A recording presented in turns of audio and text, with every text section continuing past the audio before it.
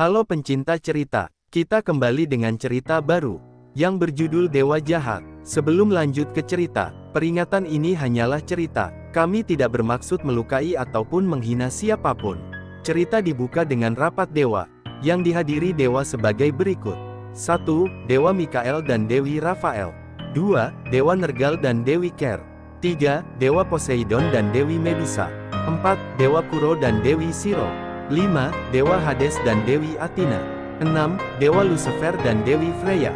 Rapat tersebut membahas tentang perubahan tugas dari 6 dunia menjadi satu dunia utama, namun Dewa Kuro menolak untuk berpindah tugas kemanapun. Semua entitas di dalam ruang itu menganggap Kuro telah berkhianat, namun Mikael memahami maksud Kuro yang ingin menjaga dunianya sendiri. Mikael menutup rapat untuk sementara waktu. Mikael memanggil Dewa Nergal dan Dewi Ker untuk mencari bukti agar Dewa Kuro bisa diusir. Dewa Nergal mengawasi keberadaan Dewa Kuro dan Dewi Ker yang menangkapnya untuk difitnah. Keesokan harinya rapat kembali dilaksanakan, kali ini membahas tentang pengkhianatan Dewa Kuro. Dewi Siro meminta agar Dewa Kuro tidak dibunuh. Dewa Mikael setuju dengan syarat bahwa dunia yang dipimpin Dewa Kuro akan diurus dewa lain. Kuro terharu dengan rekannya yang berusaha menyelamatkannya, tapi Siro membisikkan kalimat yang membuat Kuro syok berat dan kehilangan tujuan untuk melindungi dunia manapun. Gelar Dewa Kuro telah dicabut dan dia dilempar ke dalam dimensi kegelapan. Di dalam dimensi itu awalnya hanya ada kegelapan dan kehampaan abadi, tapi sejak Kuro datang dimensi itu berubah menjadi wilayah kematian.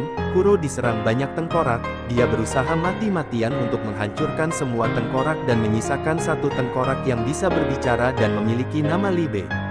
Libe mengajak Kuro untuk kerja sama. Kuro tidak mengerti kerjasama apa yang dia maksud.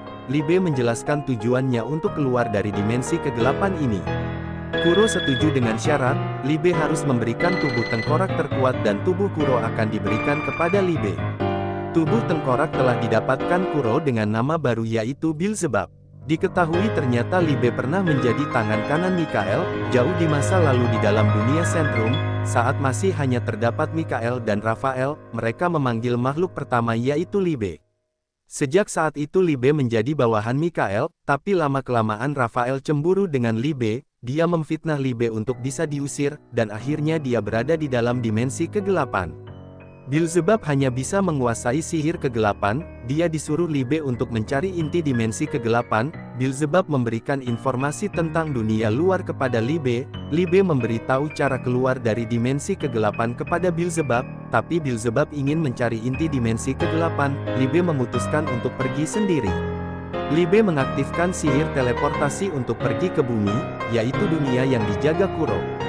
Beelzebub diserang banyak tengkorak. Beelzebub menyerang menggunakan tangan kosong. Diketahui ternyata waktu di dimensi kegelapan lebih lambat daripada dunia lain, yaitu 1 detik di dunia, di dimensi kegelapan sudah 1 dekade.